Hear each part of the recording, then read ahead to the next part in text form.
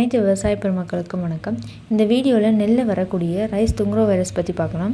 இதன் அறிகுறிகள் எப்படி இருக்கும் அப்படின்னு பார்த்தோம்னா, இலைகள் எல்லாமே மஞ்சள் கலரில் அல்லது ஆரஞ்சு கலரில் மாறிடும். இலை நுனியிலேருந்து இலை தாள் வரைக்கும் நம்மளுக்கு இந்த மாதிரி மாறிட்டு வரும். வளர்ச்சியுமே நம்மளுக்கு குறைஞ்சி போயிடுது. அது மட்டும் இல்லாமல் தூர்களுமே நம்மளுக்கு குறைஞ்ச எண்ணிக்கையில் தான் இருக்கும். பூ பூக்கிறது நமக்கு டிலே ஆகுது. கதிர்கள் எல்லாமே சின்ன சின்னதாக ஆயிரும். கதிர்கள் சின்னதாக இருந்தாலுமே மலட்டுத்தன்மையுடைய கதிர்களாக இருக்கும். இந்த நோய் பயிரோட எல்லா பருவத்திலுமே நம்மளுக்கு பாதிப்பை ஏற்படுத்தும். அது மட்டும் இல்லாமல் தலை பருவத்தில் அதிகமாக பாதிப்பை ஏற்படுத்துது. சரி, இந்த நோய் எப்படி பரவுது அப்படின்னு பார்த்தோம்னா, க்ரீன் லீஃப் ஹாப்பர்னு சொல்லக்கூடிய சாரஞ்சும் பூச்சியான பச்சை நிற தத்துப்பூச்சி மூலமாக இந்த நோய் பரவுது. இதை எப்படி கட்டுப்படுத்தலாம் அப்படின்னு பார்த்தோம்னா, நம்ம பயிரிடக்கூடிய நெல் ரகங்கள் இந்த வைரஸ் நோய்க்கு எதிர்ப்பு திறனுடைய ரகங்களாக இருக்கணும். நம்ம பயிரிட்டு அறுவடை செஞ்ச பிறகு அடுத்த பயிரிடுவதற்கு முன்னாடி 1 மாத இடைவெளிக்கு அப்புறம் நம்ம அடுத்து பயிரிடணும். இப்படி பயிரிடுறது மூலமாக நம்ம அந்த நஞ்சுயிரிகள் மண்ணில் இருந்தாலுமே அது அழிஞ்சு போயிடும். அதுக்கப்புறம் நம்ம பயிர் சுழற்சி பண்ணுறது மூலமாகவும் இந்த வைரஸ் நோய் ஏற்படுறதை கட்டுப்படுத்தலாம்.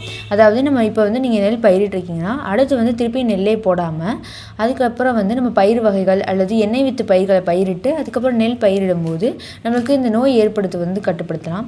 மேலும் இந்த நோய் வராமல் எப்படி கட்டுப்படுத்தலாம் அப்படின்னு பார்த்தோம்னா, நம்ம இன்ஃபினிட்டியை பயன்படுத்துறது மூலமாக கட்டுப்படுத்தலாம்.